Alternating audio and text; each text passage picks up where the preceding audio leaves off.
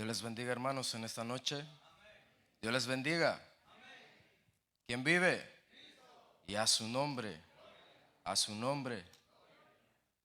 Quiero que en esta noche, hermanos, por favor, nos pongamos de pie y abramos nuestras Biblias en la segunda carta a los Corintios, capítulo 4, versículo 7. Cuando todo lo tengan me pueden contestar con un amén, por favor. Qué maravilloso es el Señor, ¿no? No los veo convencidos. Qué maravilloso es el Señor, ¿no? Me parece, un poco pues, pero ahí vamos. ¿Ya lo tienen? Vamos a leer la palabra del Señor honrando al Padre, al Hijo y al Espíritu Santo. Y dice su letra: pero tenemos este tesoro en vaso de barro para que la excelencia del poder sea de Dios y no de nosotros. Quiero que lo diga usted ahora.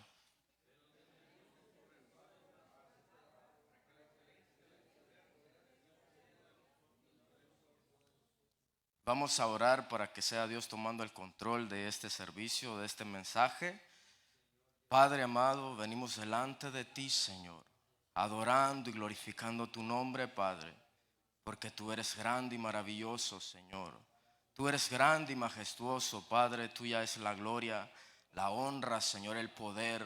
Tuya es la eternidad, Señor. Todo lo creado es tuyo, Señor. Aún nosotros, Padre, somos tuyos, Señor. Espíritu Santo de Dios, toma el control de este lugar. Toma el control de cada espíritu en este lugar. Abre el entendimiento, Señor, y habla a nuestras vidas. Espíritu Santo de Dios, haz tu voluntad en este lugar y establece tu reino. En el nombre de Jesús te lo pedimos, Señor.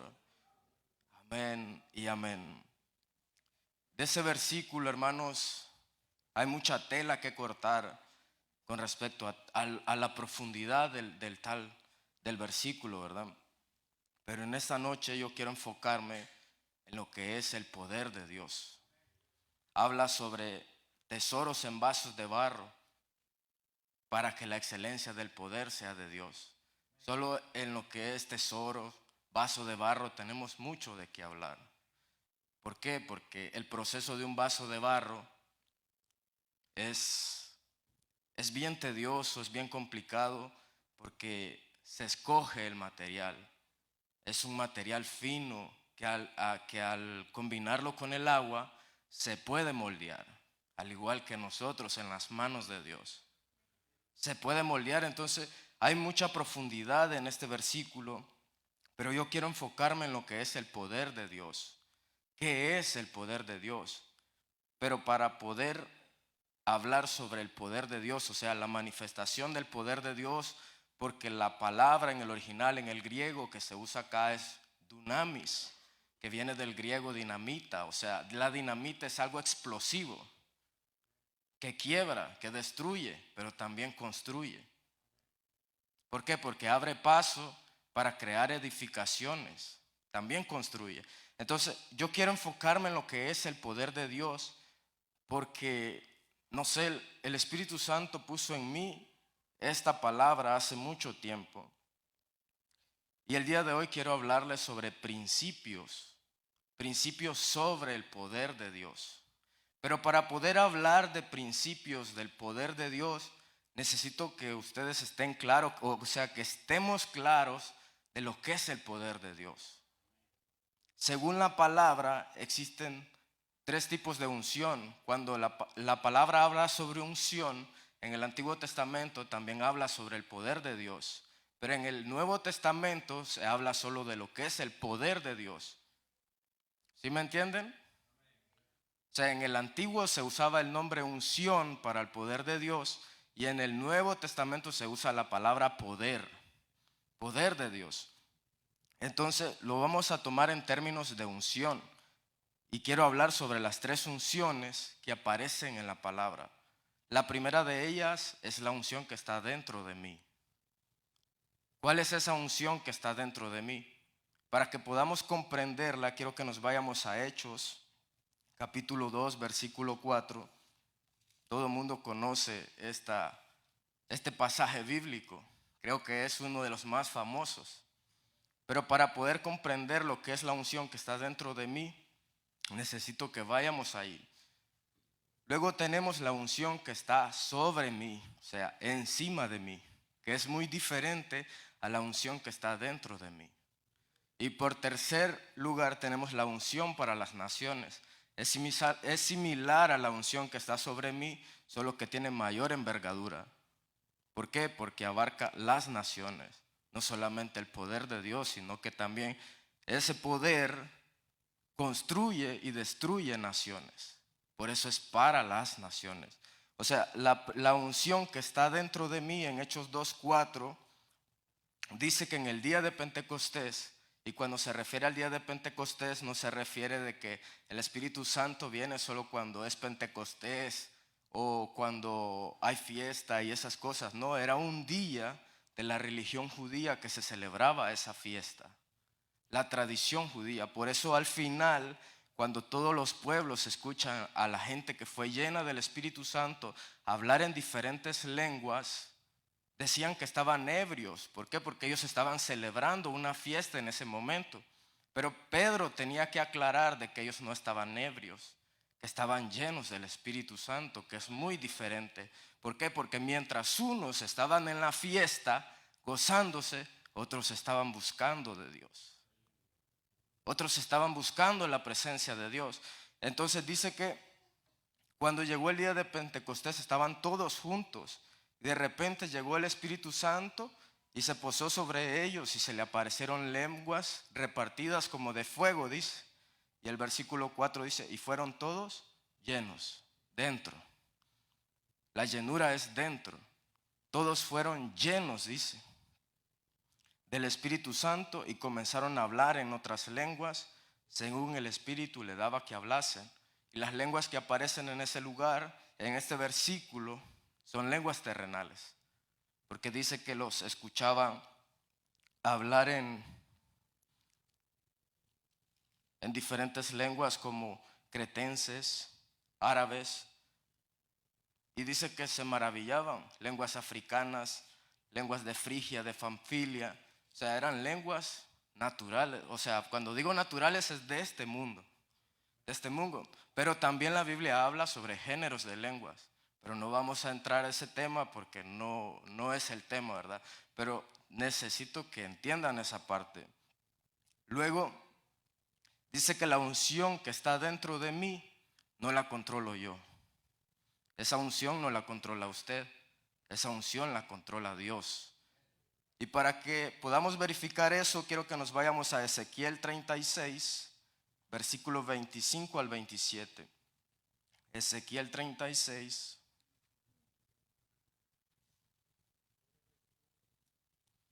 Del 25 al 27.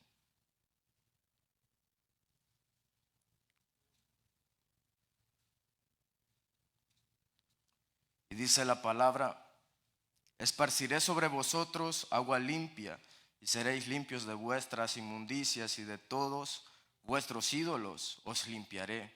Os daré corazón nuevo y pondré espíritu nuevo dentro de vosotros, y quitaré de vuestra carne el corazón de piedra y os daré un corazón de carne. Y pondré dentro de vosotros mi espíritu, y haré que andéis en mis estatutos y guardéis mis preceptos y los pongáis por obra. O sea, la unción que está dentro de mí la controla Dios, porque dice y haré, dice. No dice y ustedes harán, no, y haré, dice Dios, que anden en mis preceptos y estatutos para que los pongan por obra, dice.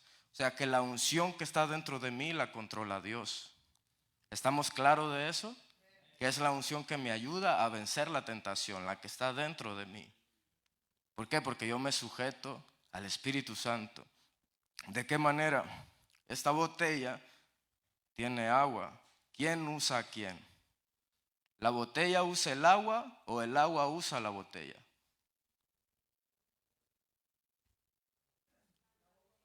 El agua usa la botella. La botella sin agua sigue siendo botella, pero no tiene nada adentro. Y la botella con agua ya es una botella con agua, pero el agua usa la botella. Entonces la unción que está dentro de mí me usa a mí, me cambia a mí, pero yo no puedo usarla a ella. No puedo. Por eso cuando Jesús les dice a los discípulos que serán bautizados, dice en pocos días, no se refiere al poder que habla en Hechos 1:8, sino se refiere al bautismo del Espíritu Santo y que serán llenos de Él. Que serán llenos de Él. Pero antes de ser llenos del Espíritu Santo, tuvieron que pasar un proceso. Hablando de Pedro, dice que Pedro conoció al Señor. Luego anduvo con Él, pero cuando Jesús fue arrestado, Pedro prácticamente fue esparcido y hasta lo negó y lloró amargamente. Y después de eso Pedro fue transformado, su corazón pasó a ser un corazón de piedra, un corazón de carne. Y debido a ese proceso fue preparado para que el Espíritu Santo morara dentro de él. ¿Por qué? Porque cuando uno moldea una vasija de barro, la moldea a su imagen, a lo que tú quieres que sea. Entonces Dios viene, te agarra y te moldea a lo que Él quiere que tú seas. Y luego de ese proceso de moldeo, te mete al horno. Te mete al horno a altas presiones. ¿Para qué? Para ponerte firme, firme en sus caminos, firme en su palabra, firme en sus estatutos. Y luego de eso, cuando está preparada la vasija, es llena, ya sea de agua, de aceite, de lo que sea que tú quieras poner en ella. Entonces, la unción que está dentro de mí, la controla Dios. Pero la unción que está sobre mí, esa tengo cierto nivel de permisividad para poder controlarla. Dice Hechos 1:8,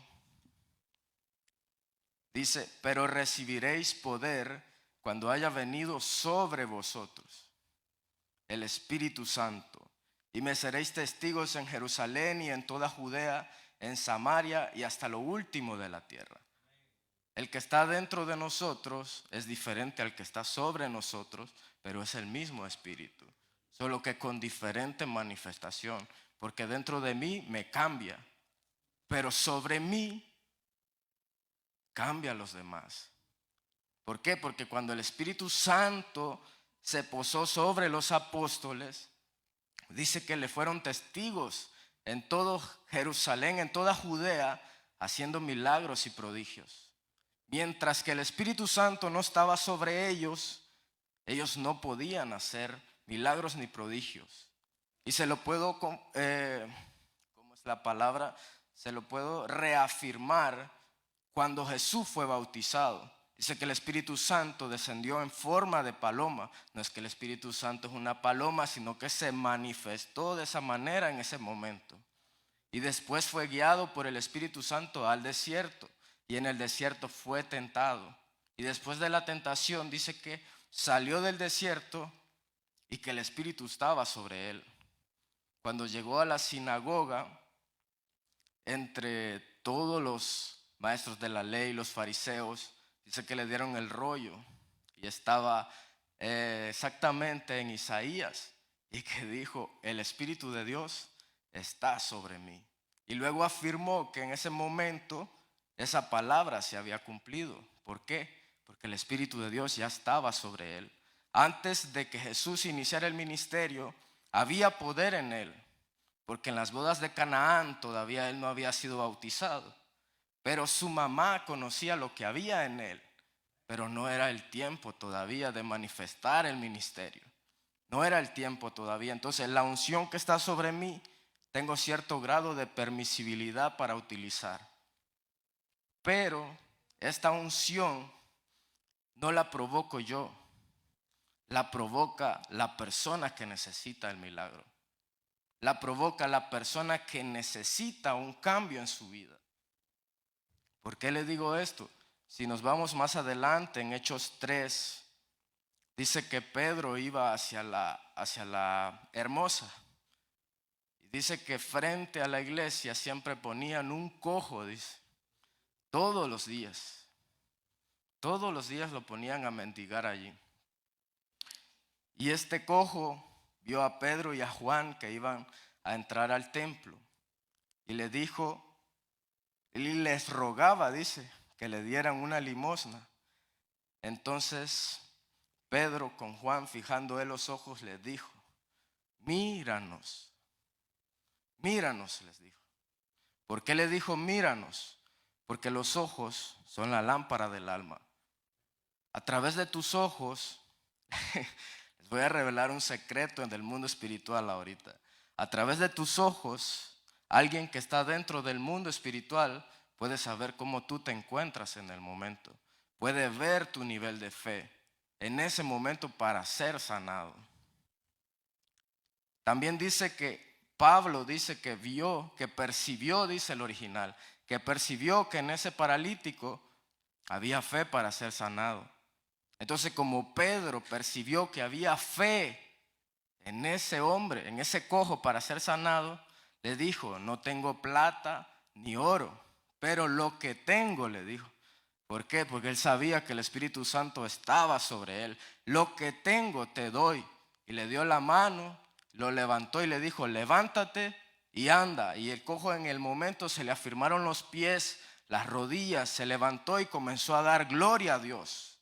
Comenzó a caminar, a correr, tanto dentro del templo como fuera del templo, y glorificando a Dios. Comenzó a glorificar a Dios. Pero él provocó aunque sea una migaja de fe que había en él. Aunque sea una semilla de mostaza, dice la palabra. Chiquitita. Muy, muy, muy pequeña. Tal vez 1 milímetro lo más grueso que puede ser. Muy pequeña, pero tenía la fe. Tenía la fe dentro de él. Pero Pedro tuvo que percibir dentro de él, de espíritu a espíritu, para poder ver si se podía o no se podía hacer la sanidad.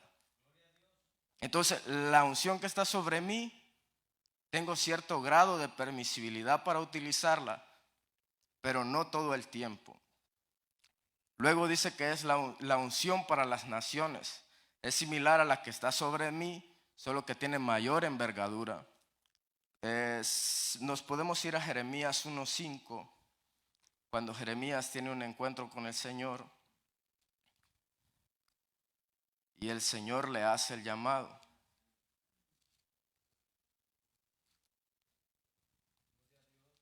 Y le dice en Jeremías 1:5, antes que te formase en el vientre te conocí, y antes que nacieses te santifiqué, te di por profeta a las naciones.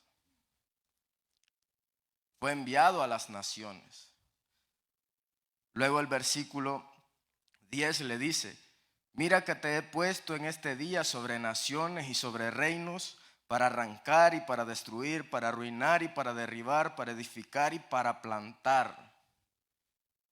O sea, es la unción que está sobre mí, pero para las naciones. Es muy diferente a la unción que está sobre mí. Tiene mayor envergadura, tiene mayor propósito, tiene mayor efecto. Porque Moisés tenía la unción para las naciones. Fue escogido como libertador del pueblo de Israel. Fue a libertar un pueblo destruyendo otro. ¿Por qué? Por causa de la dureza del corazón del hombre. Por causa de la dureza del faraón, el pueblo de Egipto fue destruido. Porque el propósito de Dios era liberar y glorificarse, liberando al pueblo de Israel. Entonces, estas 3 unciones son las que aparecen en la palabra. La que está dentro de mí, la que está sobre mí y la que está sobre mí para las naciones. Pero para poder llegar a esto, debemos pagar un precio. No son gratis. Hay que pagar un precio. Los apóstoles y todos los 120 que estaban en Pentecostés, había una fiesta en el pueblo y ellos prefirieron estar en la presencia de Dios que estar en la fiesta. ¿Qué hacemos cuando otros duermen? ¿Dormimos también? ¿Qué hacemos cuando otros comen? ¿Comemos también? ¿O nos dedicamos al Señor?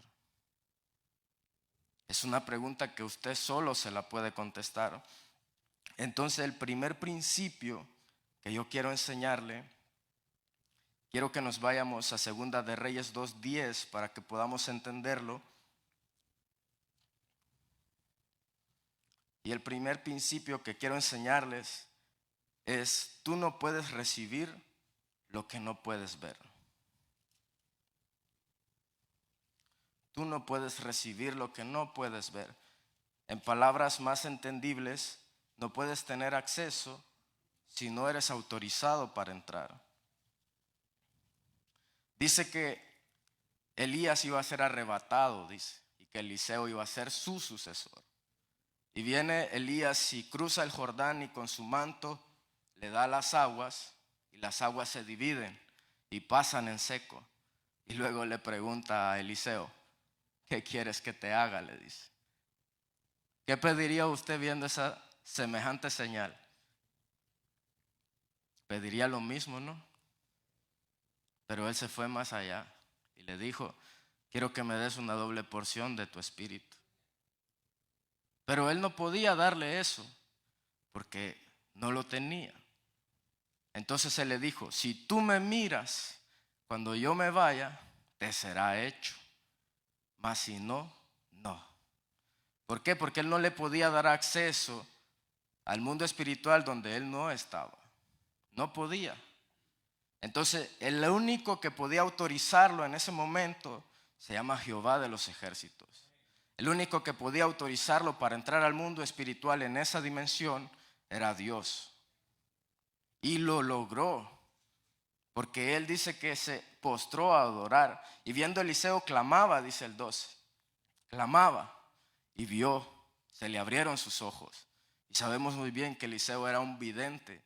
Un vidente es un profeta, pero que tiene los ojos abiertos hacia el mundo espiritual. Un vidente puede ser profeta, pero un profeta no puede ser vidente. Es muy diferente. Un profeta puede fluir en lo profético, pero un vidente puede ver lo que el profeta no ve. Es muy diferente. El don profético es muy amplio, pero también es muy complejo al mismo tiempo, y lo vamos a ver más adelante. Luego dice Segunda de Reyes 6:17, para que me pueda entender lo que le estoy diciendo. Cuando los sirios, el ejército de los sirios, quería atacar a Israel, pero no podía a causa de Eliseo. Porque todo plan que el rey de Siria tenía, Eliseo se lo decía al rey y le decía: no pases por aquí porque el ejército de los sirios va a estar ahí. Vete por otro lado, le dice. Entonces el rey manda todo el ejército de carros, caballos, hombres armados, lo manda por un solo hombre, por Eliseo. Lo mandó todito el ejército. Y dice que salió el criado y lo que pudo ver es todo el ejército en derredor de la ciudad. Y le dice, y el criado se asustó, naturalmente, como cualquier persona. Y le dice Eliseo: más son los que están con nosotros que los que están con ellos. ¿Por qué? Porque Eliseo tenía los ojos abiertos al mundo espiritual. Y Eliseo rogó al Padre y se le abrieron los ojos. Y él entró en la dimensión que estaba Eliseo y dice que vio un ejército de a carro y de a caballos en derredor de Eliseo. En derredor de Eliseo, dice la palabra. En el versículo 17. Y dice: y oró Eliseo y dijo: te ruego, oh Jehová, que abra sus ojos para que vea. Entonces Jehová abrió los ojos del criado y miró. Y he aquí que el monte estaba lleno de gente de a caballos y de carros de fuego alrededor de Eliseo. ¿Qué fue lo que vio Eliseo cuando fue arrebatado Elías? Un carro de fuego, dice. ¿Y qué era lo que estaba alrededor de Eliseo cuando le fueron abiertos los ojos al criado? Carros de fuego y hombres de a caballo. Entonces él logró entrar a la dimensión que él pidió. Y él le dio acceso al criado a entrar por causa de que él tenía miedo del ejército de los sirios. Entonces el mundo espiritual, si Dios no te da acceso para entrar, tú no puedes entrar. A menos que alguien más que tenga el nivel espiritual te autorice para entrar. Pero ya entramos ahí a autoridades, niveles y dimensiones espirituales que no hay tiempo para tocar eso. Ese es el primer principio bíblico. Tú no puedes recibir lo que no puedes ver. No puedes tener acceso si nadie te autoriza. Ese es el primer principio de la unción de poder. El principio número 2 es que la unción que está sobre ti te puede destruir. ¿Por qué te puede destruir? Quiero que nos vayamos a Números 24, del 1 al 2. Quiero hablarles de Balaam. Creo que muchos conocemos quién es Balaam. Balaam era un profeta de Dios. Pero por causa de que el pueblo de Israel venía saliendo de Egipto, dice que el rey Balac de Valpeor quería maldecir al pueblo de Israel, porque no quería que pasara por sus tierras. Entonces trató de contratar a este profeta para maldecirlo, pero Dios no permitía que lo maldijera. ¿Por qué? Porque el pueblo de Israel estaba bendito por Dios, y lo que Dios bendice, no hay quien lo maldiga. No hay quien lo maldiga. Entonces dice el 24:1, cuando vio Balaam que parecía bien a Jehová que él bendijese a Israel, no fue como la primera y segunda vez en busca de agüero, dice, en busca de maldecir al pueblo con malas intenciones. Entonces, sino que puso su rostro hacia el desierto y alzando sus ojos, vio a Israel alojado por sus tribus, y el Espíritu de Dios vino sobre él. El Espíritu de Dios estaba sobre él. Por eso quería que leyéramos este versículo, para que vieran que el Espíritu de Dios estaba sobre él, y por causa de su proceder, por causa de su mala intención, este profeta fue destruido por su propia unción. Y para que verifiquemos eso, quiero que nos vayamos a Números 31, 8, 16. Porque el mismo profeta, como no vio que el pueblo de Israel fue maldecido, le dio un mal consejo al rey y le dijo que introdujera mujeres dentro del campamento del pueblo de Israel para que el pueblo de Israel fuera destruido, porque él sabía que el pueblo de Israel no podía unirse con gente de otro pueblo, no podía hacerlo. Entonces dice el 16, y he aquí, por consejo de Balaán, ellos fueron causa de que los hijos de Israel prevaricaran contra Jehová en lo tocante a Valpeor, por lo que hubo mortandad en la congregación de Jehová. Entonces, al momento de que él le dio ese consejo al rey, también actuó con malicia, y la misma unción que él portaba lo destruyó, porque en el versículo 8 del mismo dice que el pueblo de Israel lo mató cuando poseyeron esa tierra. Y luego Josué 13:22 dice que Balaán, hijo de Beor, el adivino, dice, ya no dice el profeta, el adivino. Entonces hay un trecho muy estrecho entre ser un profeta y un adivino. Es muy estrecho, porque él era un profeta, pero sus intenciones no eran buenas. Y ya no se convirtió en profeta, sino en un brujo, en un adivino. Era un adivino, dice la palabra. Entonces hay un trecho muy estrecho. Y lo que va a determinar entre que si tú eres profeta o no, es tu relación con Dios. ¿Conoces tú al Espíritu Santo? ¿Conoces tú a Dios? ¿Conoces lo que Él quiere hablar? ¿Tienes intimidad con Él? Eso va a determinar si eres profeta o no.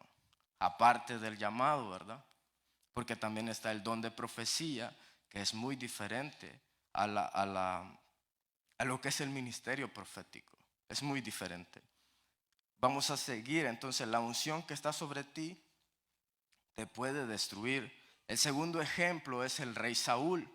Como todos sabemos, el rey Saúl fue desechado por Dios por causa de su desobediencia, por causa de su mal proceder, por causa de quedar bien con el pueblo de Israel, por causa de hallar, por así decirlo, ser carismático con los ancianos. Y dice Primera de Samuel 10:6, quiero que lo busque también. Primera de Samuel 16. Dice que Saúl fue ungido por rey y que el profeta Samuel le indicó ciertas instrucciones y que más adelante se iba a encontrar con un grupo de profetas, con una compañía de profetas exactamente dice. Entonces dice que en el versículo 6 del capítulo 10 dice: entonces el Espíritu de Jehová vendrá sobre ti, le dice, con poder, y profetizarás con ellos y serás mudado en otro hombre. También él era profeta, era profético. Saúl era profético, porque si él no hubiese tenido el llamado, no hubiese profetizado. Porque lo que no está dentro de ti no puede surgir, no puede ser activado cuando el Espíritu Santo viene dentro y sobre ti. Entonces él comenzó a profetizar. Entonces el Espíritu de Dios estaba sobre él, pero a causa de su desobediencia fue desechado. Ya todos conocemos que fue desechado a causa de eso. Entonces quiero que sigamos avanzando porque ya se nos fue el tiempo. Luego el tercer principio es que la unción que está sobre ti puede dañar a otros. ¿Por qué puede dañar a otros? Para que podamos verificar eso nos podemos ir a Números 12. Lo voy a explicar un cierto rápido porque ya no hay tiempo. En Números 12, Aarón y María, exactamente dice María y Aarón, murmuraron contra Moisés. Y a causa de la murmuración que ellos hicieron, tomaron un juicio de parte de Dios. Porque no lo hicieron solo contra Moisés, sino contra lo que él portaba, que era el Espíritu de Dios que estaba sobre él. Entonces ellos tomaron un juicio de parte de Dios. Entonces dice Juan 16:8 que cuando venga el Espíritu Santo, él convencerá al mundo de pecado, de justicia y de juicio. Entonces lo que ellos tomaron en ese momento fue un juicio por causa de juzgar. Entonces cuando tú juzgas a otros, te juzgas a ti mismo. Te juzgas a ti mismo. Y para verificar eso nos podemos ir a Romanos 2:1. Y eso sí me interesaría leerlo.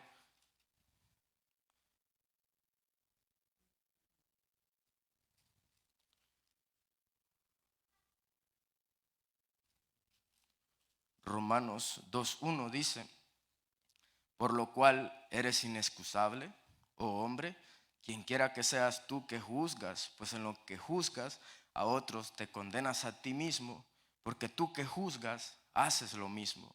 Luego dice el versículo 2: mas sabemos que el juicio de Dios contra los que practican tales cosas es según verdad. ¿Por qué? Porque Dios es verdad. Entonces la palabra que tú haces, la palabra que tú dices, perdón, hace un eco en el mundo espiritual. Digamos que esta pared sea de concreto. Vengo yo y le doy un golpe. ¿Qué va a pasar? Yo golpeo la pared, pero la pared me golpea a mí y me puede hasta quebrar la mano. Entonces, el mundo espiritual es igual. Toda acción tiene una reacción. Entonces, si por eso Jesús nos mandó a bendecir a nuestros enemigos, porque bendiciendo a tus enemigos te bendices a ti mismo. Es un principio del mundo espiritual. Toda acción tiene una reacción. Si tú maldices, te maldices a ti mismo. Si tú bendices, te bendices a ti mismo. Y eso es lo que le pasó a Balaam. Quería maldecir y él fue maldecido por causa de la unción que él portaba. Entonces en el mundo espiritual, cuando tú juzgas, las palabras que tú hablas se vuelven contra ti. Se vuelven contra ti, pero también hay que ver la otra cara de la moneda. Moisés no estaba actuando de la manera correcta porque estaba tomando una mujer que no era de su pueblo. Era una mujer cusita, dice la palabra.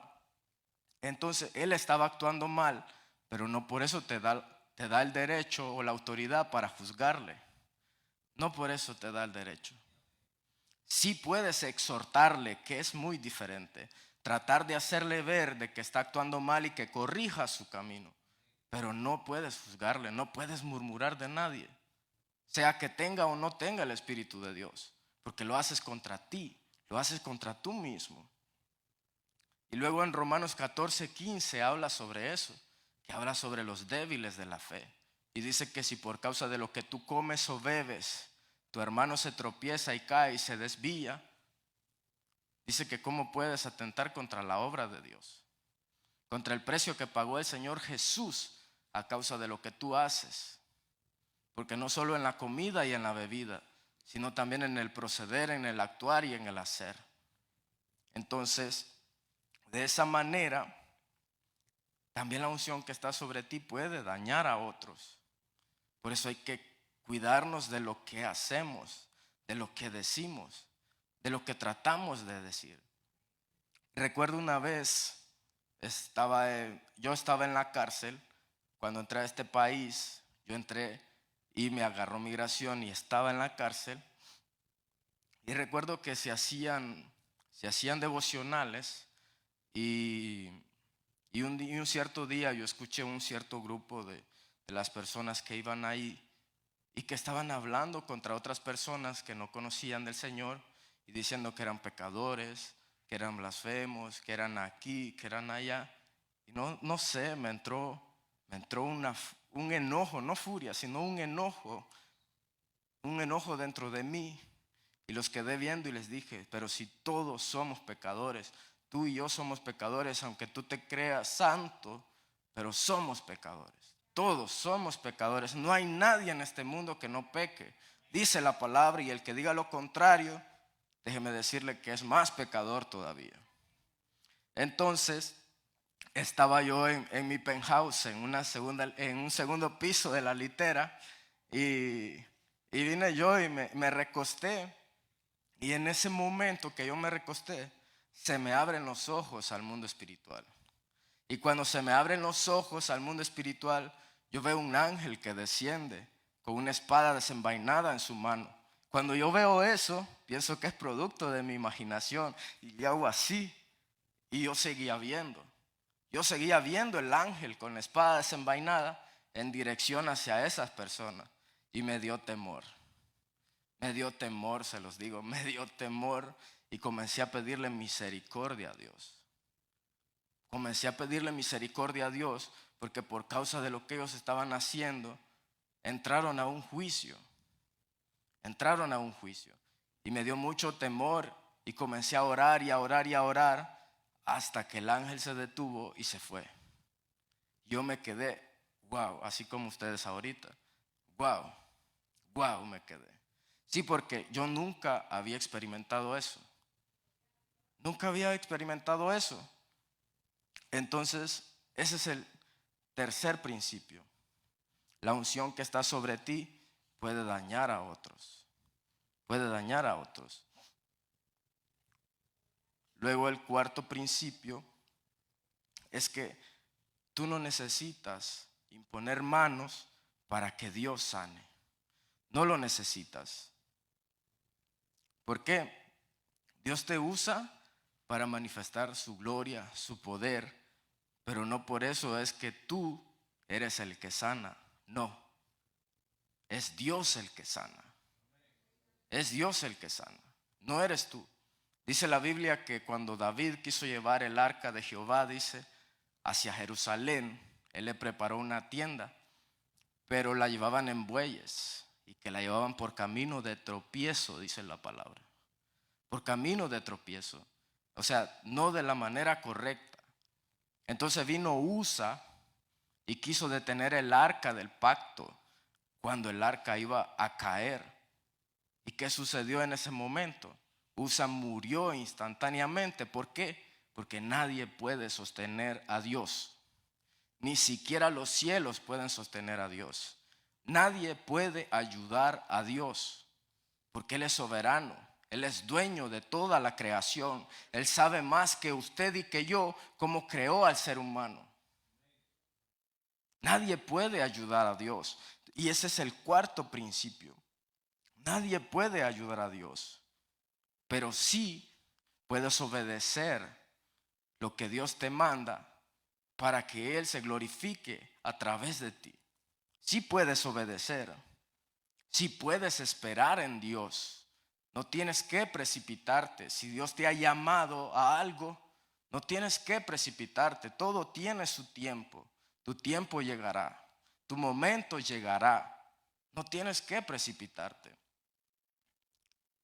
No tienes que precipitarte. Recuerdo una vez en mi país, estábamos en la casa de mi pastor en ese momento y estábamos orando y había una niña en ese lugar que cuando ella nació, desde que ella nació, todo lo que ella ingería, todo lo que ella comía, así como lo ingería, así lo desechaba. Entonces era un problema que tenía esa niña de salud y ya tenía 2 años desde que nació. Todo lo que comía y todo lo que ingería, ella no podía procesarlo porque su organismo no podía hacerlo. Y recuerdo que estaba la mamá y dijo, quiero que oren por mi hija. Y cuando oramos por la niña, yo estaba viendo en el espíritu, estaba viendo la niña porque la niña no estaba presente. Estaba durmiendo, estaba viendo en el espíritu y vi a la niña y vi una mano. No puedo explicarle cómo es la mano porque no existe una mano igual. Solo sé que era una mano de luz que entró en el estómago de la niña y le sacó lo que tenía. A los 3 días, después de esa oración, la niña pudo hacer normalmente. La niña pudo hacer normalmente. Después de 2 años que la niña no podía digerir sus alimentos, ya podía hacerlo de manera correcta. Y ese es un alivio para un padre, saber que tu hijo está sufriendo desde que nació y que no puedes hacer nada porque los médicos no le daban ninguna solución, no le podían dar nada, no podían sanar a la niña. ¿Por qué? Porque esa enfermedad era para que Dios se glorificara. Así como la enfermedad de aquel hombre que dice que era ciego de nacimiento y que los discípulos le preguntaron, ¿quién pecó, él o sus padres? Ninguno pecó, sino que eso es para que Dios se glorifique en él. Entonces, den un aplauso al Señor. Creo que no se goza en lo que es la sanidad de Dios, la liberación de Dios. Entonces, ese es el otro principio. Tú no necesitas imponer mano para que Dios sane, porque tú no eres el sanador, es Dios el sanador. No hay nadie más, solo Dios. El quinto principio es que tú provocas tu milagro. Tú provocas tu milagro. Y podemos irnos a Marcos 10:46, donde está Bartimeo el ciego. Dice que estaba a las afueras de Jericó junto al camino. Y que Bartimeo el ciego escuchó hablar de Jesús. Él no podía ver, pero fue convencido por parte del Espíritu Santo de saber de que el maestro iba pasando por ahí.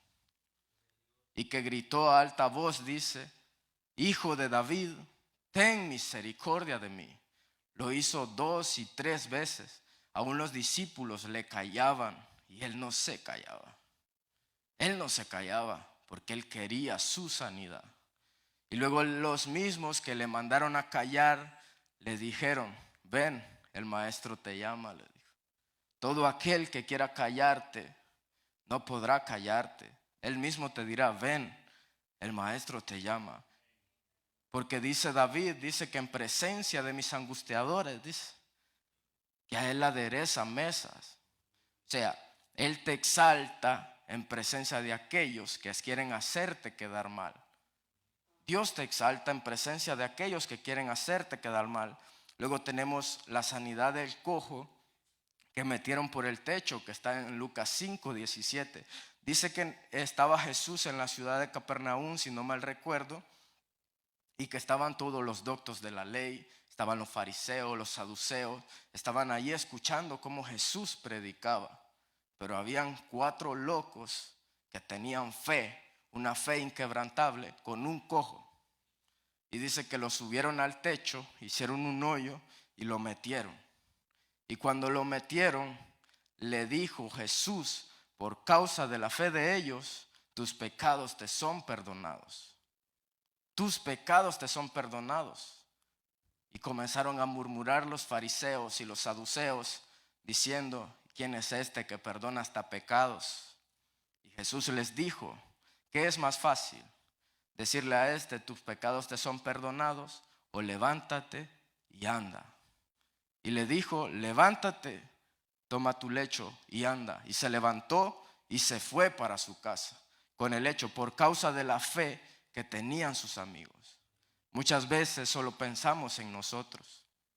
Muchas veces solo queremos el bien para nosotros. Y está bien querer el bien para nosotros, pero también debemos de querer el bien para nuestros hermanos, para nuestros familiares, para nuestros amigos. Así como nosotros conocemos de Jesús, a mí me gustaría que todos los que están en derredor de mi vida conozcan de Jesús. Y luego está la mujer del flujo de sangre. Creo que esta ni necesito narrárselas. Dice que la mujer dijo, si tan solo, dijo, tocar el borde de su manto, yo seré sana, dijo. Y en el momento, dice, que tocó el borde, fue sana. Fue sana. El sangrado se secó, dice la Biblia en Marcos 5:28. Entonces tu fe provoca el milagro. Todo milagro, toda señal, toda sanidad que fue hecha por Jesús, Jesús no la provocó. La provocó quien necesitaba la sanidad. En el único lugar donde Jesús impuso mano fue en su propio hogar, en su propia tierra. Porque dice la palabra que Jesús tuvo que imponer manos. Y eso está en Marcos 6, del versículo 5 al 6. ¿Por qué? Porque ellos no creían en Jesús por causa de que lo conocían. Ahí es donde Jesús dice que no hay profeta sin honra en su propia tierra. ¿Por qué? Porque por creer que lo conocen, creen que conocían todo de él. Por creer que era hijo de María, que era hijo del carpintero, creían conocer a Jesús, pero no le conocían. No le conocían. En cierta ocasión estaba yo en la iglesia, siempre me quedaba después de los cultos, a veces platicando con mi pastor, a veces esperando a mi mamá. Y en cierta ocasión el secretario de la iglesia en ese momento, yo lo miraba preocupado. Yo me senté en unas gradas a esperar y yo lo miraba preocupado y que él quería algo, no sé. Quería algo. Y yo solo lo observé y lo observé y lo observé. Pero como él no consiguió lo que quería, desistió. Y lo vi que iba saliendo y le digo, hermano, le digo yo, ¿qué quiere? Le dije yo. Y cuando yo le dije qué quiere, él abrió su corazón. Él abrió su corazón y comenzó a contarme todo lo que le estaba pasando. Comenzó a decirme de que estaba pasando por un momento de enfermedad difícil. Él tenía presión alta. Entonces la presión se le estaba subiendo, bajando, subiendo, bajando, subiendo, bajando. Y él comenzó a contarme todo eso. Y cuando él me cuenta todo eso, él ya se quería ir porque reveló su corazón. Abrió su corazón, que muchas veces es difícil para nosotros abrir el corazón, ya sea delante de Dios o delante de los hombres. Entonces yo le dije, vamos a orar. Y cuando yo le dije, vamos a orar, sentí un poder en derredor mío que yo nunca había sentido. Sentí que primero se posó sobre mí y después en derredor de mí. Y cuando yo sentí eso, aquel hombre comenzó a ser libre. Comenzó a ser libre y yo no, como le digo, no podía expresar lo que yo sentía en ese momento porque era la primera vez que a mí me pasaba eso por causa de lo que él estaba provocando. Entonces yo seguí orando y orando y orando y el hombre fue libre de su enfermedad. Al día siguiente él fue al doctor y el doctor le dijo que todo estaba bien, como que si nunca había tenido nada. Como que si nunca había tenido nada y yo me quedé sorprendido y glorifiqué a Dios. ¿Por qué? Porque Dios lo hace. No lo hacemos nosotros. No lo hacemos nosotros. Luego el principio número 6 es que no necesitas sentir para que Dios sane. No necesitas sentir. Hay gente que dice yo siento. No. En el mundo espiritual los sentimientos son nulos, las emociones son nulas. ¿Por qué? Porque si tú te dejas guiar de tus sentimientos, de tus emociones, puede ser que tu carne hable, puede ser que tu carne actúe y no el Espíritu Santo. Entonces en el mundo espiritual las emociones, los sentimientos son nulas. Por eso el Señor dijo, lleva tu cruz y sígueme. ¿Qué quiere decir eso? Que día con día debemos morir a nuestros deseos, a nuestros sentimientos. Luego les dice que su yugo es fácil, dice, y ligera su carga. Pero hay mucha gente que dice qué difícil es el evangelio. Difícil porque no quieres morir. No quieres morir a tu carne. No quieres morir a tus deseos. Porque Jesús dijo, ligero es mi yugo, dice, y fácil mi carga, dijo. No lo digo yo, lo dice el maestro y está en la palabra. Está en la palabra. El detalle es que no queremos morir a nuestros deseos. No queremos morir. Entonces no necesitamos sentir para que Dios sane. De nueva manera, la mujer del flujo de sangre, Jesús no estaba ministrándola, Jesús no estaba imponiéndole mano, pero sí sintió que salió poder, pero él no sintió orar por ella. Luego la mujer sirofenicia, que quería un milagro para su hija que estaba, muchos dicen que endemoniada, otros dicen que enferma, pero la mujer sirofenicia quería un milagro y Jesús le dijo, ¿cómo daré los panes a los perrillos? Le dijo. Y la mujer con aquella gran fe le dijo, pero aún los perros comen de las migajas que caen debajo de la mesa. Y en el momento fue la única ocasión donde yo vi que Jesús se maravilló por la fe. Y le dijo, tu hija está sana. ¿Por qué? Por la fe de esa mujer. Luego los enfermos dice que se sanaban con la sombra de Pedro, dice. Con la sombra de Pedro. Ni siquiera ponía manos. Ni siquiera estaba orando para que se sanaran. ¿Por qué? Porque ellos sabían lo que Pedro cargaba.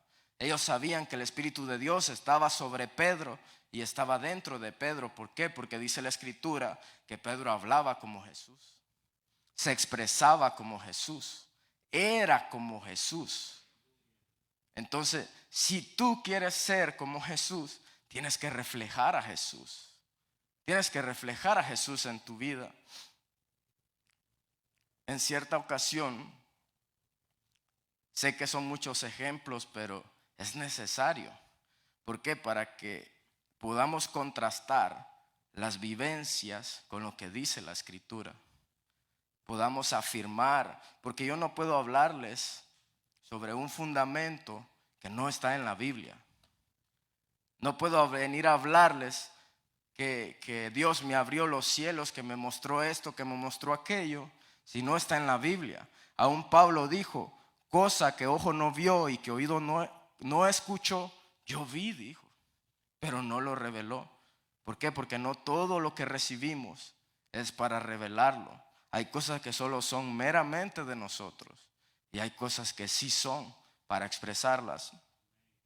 En cierta ocasión, yo todavía vivía en mi país, estaba en mi casa y ese día me tocaba ir a jugar fútbol porque me gustaba el fútbol.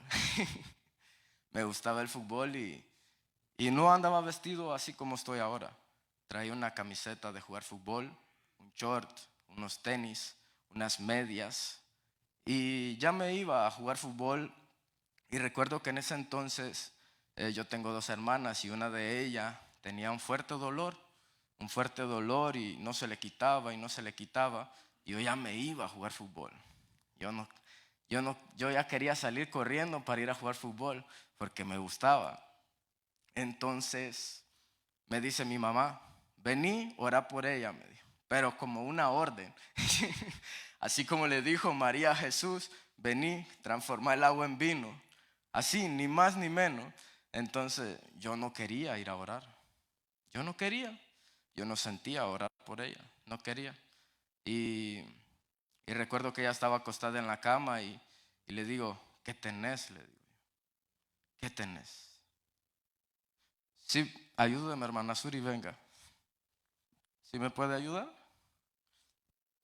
Entonces, yo estaba en mi casa y, y mi mamá me dijo, ora por ella. Ora por ella. Y yo le dije, ¿qué tenés? Y ella me dijo, me duele aquí. Y se tocó el vientre. Se tocó el vientre. Y yo le dije, vamos a orar. Ok, me dice. Y comenzamos a orar. Pero yo no sentía orar por ella. Yo no sentía nada. Yo no sentía nada. Entonces yo le dije, ponete la mano donde te duele. Y entonces vine yo y le puse mi mano. ¿A dónde le duele? Y le puse mi mano así. Y yo no sentía nada. Y ella comenzó a ser libre en ese momento. Comenzó a ser libre de lo que ella tenía. Comenzó a ser sana de aquel dolor, de lo que ella se había bebido, de lo que ella se había comido. Comenzó a ser libre. Yo la miraba como comenzaba a ser libre. Yo no sentía nada. Yo no sentía nada. Ni siquiera sentí orar por ella. Yo no sentía nada. Y ella fue libre en el momento. ¿Por qué? Porque no fui yo. No fui yo el que la sané. Fue Dios el que la sanó. Fue Dios el que la sanó. ¿Sí lo cree? ¿Sí lo cree? ¿Sí lo cree?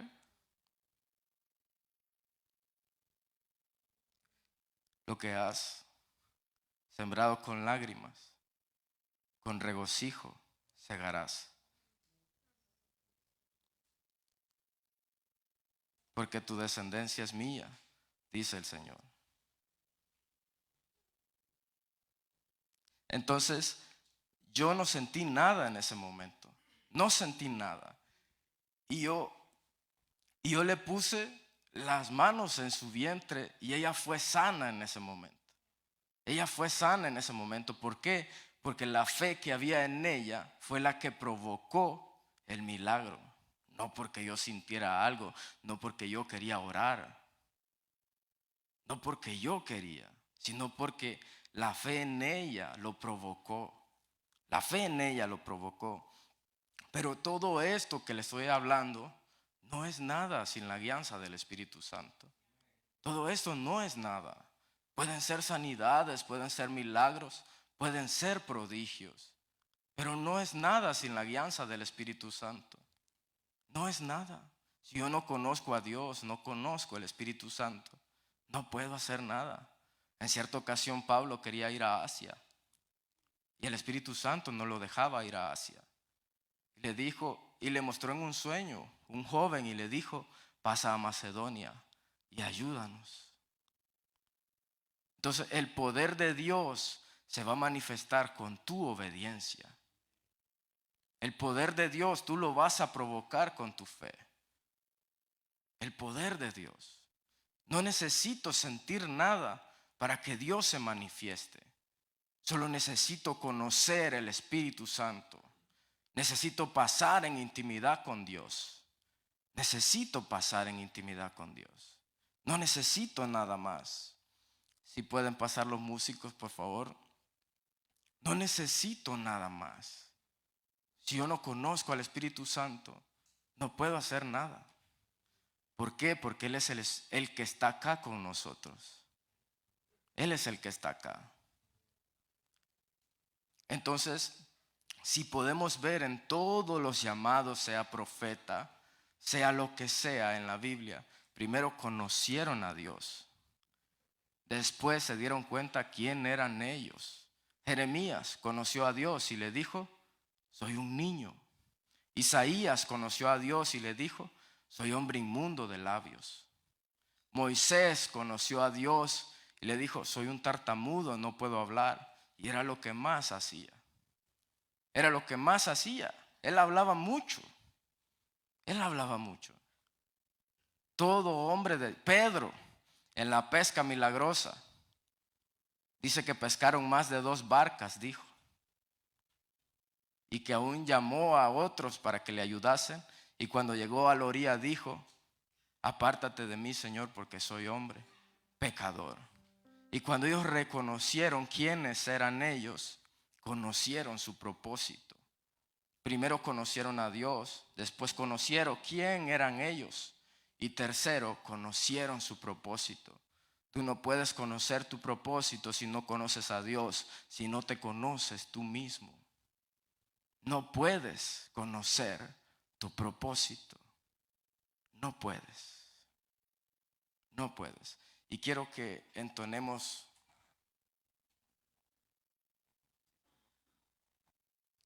Quiero que nos pongamos de pie y le demos la gloria a Dios. ¿Por qué? Porque yo no soy nada. Yo no soy nadie. Muchas veces a Dios le place usar al que menos tú te imaginas. Tú no sabes cuál es el propósito que Dios tiene contigo.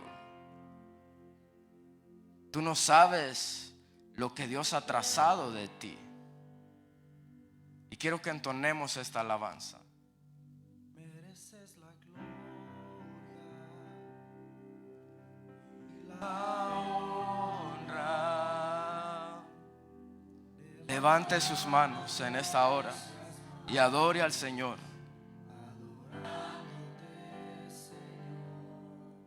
Mereces la gloria y la honra. Levantamos nuestras manos adorándote, Señor. Tú eres Rey, maravillas haces tú. No hay nadie como tú. No hay nadie como tú. Milagroso Salvador, no hay nadie como tú. No hay nadie como tú. Mereces la gloria y la honra. Levantamos nuestras manos adorándote, Señor. Mereces la gloria y la honra. Levantamos nuestras manos adorándote, Señor. Tú eres Rey, maravillas haces tú. No hay nadie como tú. No hay nadie como tú. Altísimo, milagroso Salvador. No hay nadie como tú. No hay nadie como tú. Altísimo, milagroso Salvador. No hay nadie como tú. No hay nadie como tú.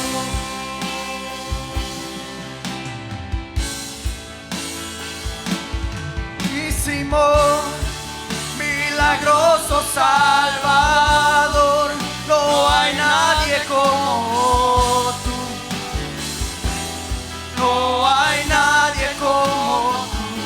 Altísimo, milagroso Salvador. No hay nadie como tú. No hay nadie como tú.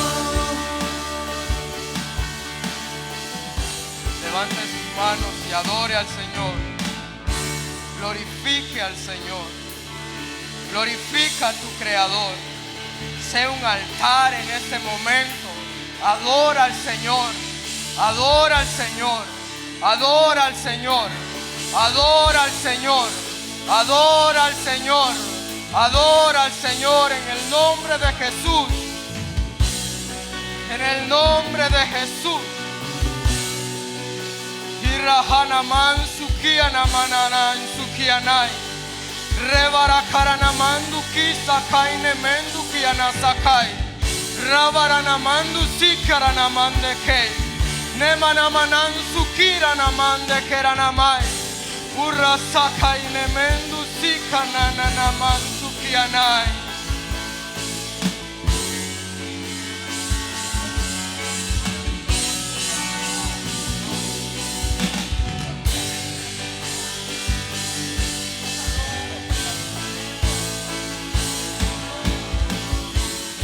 Glorifica al Señor, pide tu sanidad, glorifica a Dios.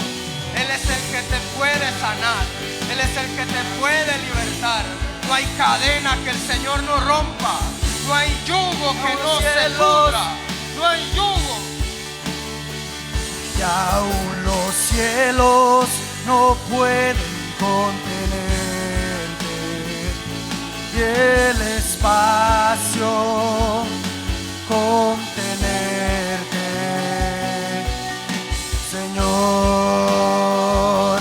eres grande. Señor, eres grande, y por todas las edades lo serás.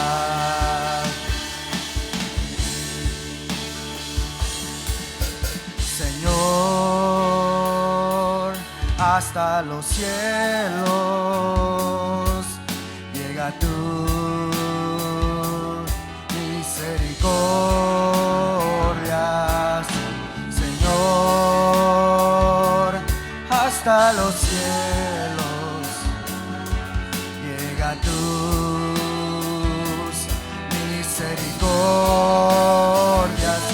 Cuán preciosas, oh Dios, son tus misericordias. Cuán preciosas, oh Dios, son tus misericordias.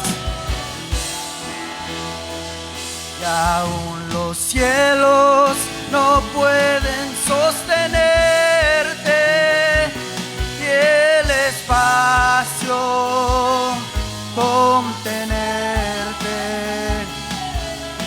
Señor, eres grande. Señor, eres grande, y por todas las edades lo será.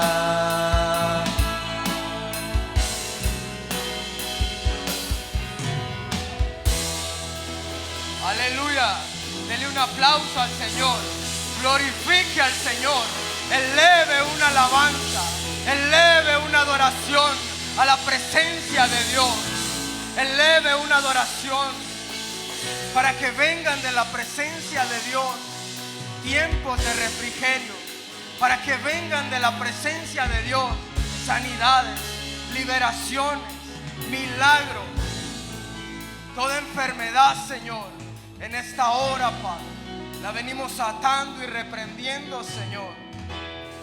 Todo padecimiento, Señor, en tu pueblo, Padre, en esta hora, Señor, lo atamos y lo reprendemos, Señor, en el nombre de Jesús. Todo cálculo renal, toda piedra en la vesícula, Señor, todo tumor, Padre, en el nombre de Jesús, es reprendido por el poder de tu palabra, Señor. En el nombre de Jesús, todo padecimiento de tu pueblo, Señor, todo aparato, Señor, que está dentro del cuerpo, Señor, lo venimos sacando, Señor. Que seas tú haciendo la sanidad, Padre, en el nombre de Jesús. Espíritu Santo de Dios, ministra cada cuerpo en el nombre de Jesús. Que seas tú, Espíritu Santo, evidenciando en este lugar tu gloria, tu poder. Que seas tú, Espíritu Santo, tomando el control y sanando en el nombre de Jesús. Que toda maldición, Señor, sea arrancada de raíz, Señor. Que toda cadena, Señor, se pudra en el nombre de Jesús. Que todo yugo de esclavitud, Señor, se pudra en el nombre de Jesús. Que venga libertad, Señor. Que venga plenitud de gozo, Padre. Porque dice tu palabra que en tu presencia hay plenitud de gozo. Que en tu presencia hay plenitud de gozo. Que en tu presencia hay plenitud de gozo. Que en tu presencia hay plenitud de gozo. Solo en tu presencia, Señor. Solo en tu presencia, Padre. Solo en tu presencia.